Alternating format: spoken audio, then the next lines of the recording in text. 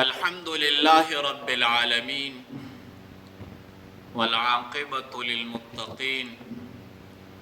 والصلاة والسلام على سيد الأنبياء والمرسلين أما بعد.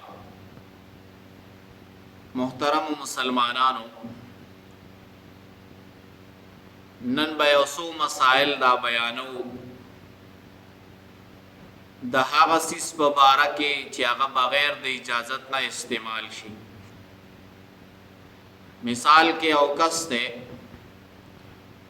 هغه یو سیس په زور باندې د چا نه واخلي، هغه استعمالوي، یا د هغه نه په پټه باندې هغه سیس استعمالوي، نو دا جایز دا نه دي او دا ډیره لویه ګناه ده. بعضی زنانه هغه د خپل خاوند د خپلو رشته دارانو اشیا دا په پټه باندې استعمالوي. نو اوس مسئله دا ده، که چېرته یو کس په زوره باندې یا بغیر د اجازت نه پردی شی دا استعمال کو، نو کچری دا شیز موجود وی نو بعینه اندخ که شیز بدا با واپس کئی خپل مالک تا، او کچری دا موجود نوی نو بیا با بازار کی هاغا سیز دی لگوره، که بازار کی هم دا دی مثل نمیلاوی کی بیا با دا دی قیمت داور کے. بلا مسئلہ دادا، یو کس دبل کس کټ استعمالی په پټه باندې، کچری د دې بازو مات شو یا دې وشلیدو، نو هم به دې دغه تاوان دا ورکوي.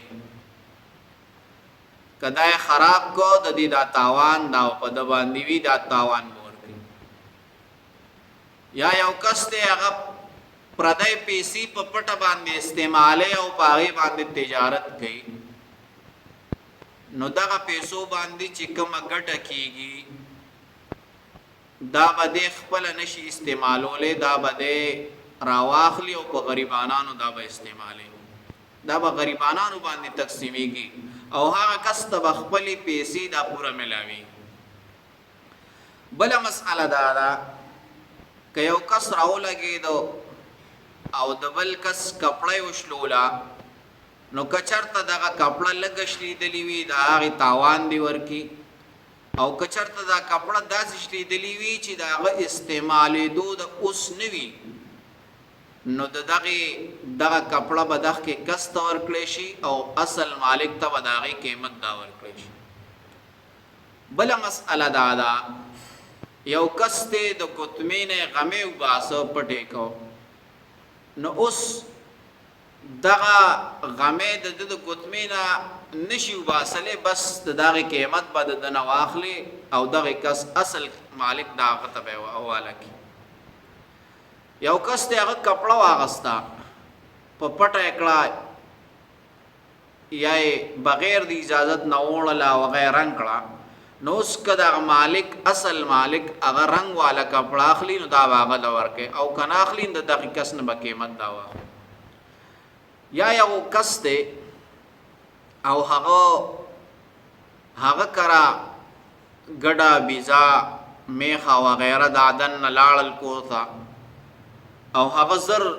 لوښې راواغسته، هغه پردی ګډه بیزا میخه دا یې اولشله، اوس دا پی د ده دپاره استعمالول دا حرام دي، ځکه دا غلا ده او بغیر د اجازت نه دا پی دی نشي استعمالولی، ځکه چې دا د بغیر د اجازت نه دا ولشله. نو دا قسمه مسائل دا یادول پکار دي، او اکثر زمونږ په معاشره کې خلق پردی چپلې استعمالی، پردی اشیاء استعمالی، پردی موټر سایکل وغیره دا استعمالی. نو د خپلو ملګرو سره دا خبره دا مسائل دا ضرور شیر کوي، ځکه چې دا ډیره لویه ګناه ده او بغیر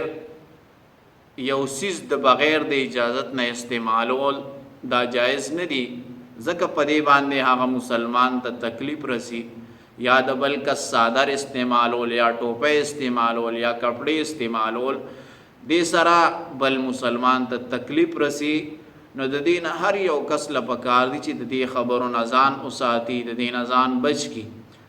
الله تعالی دې موږ ټولو ته د صحیح عمل کولو توفیق راکړي.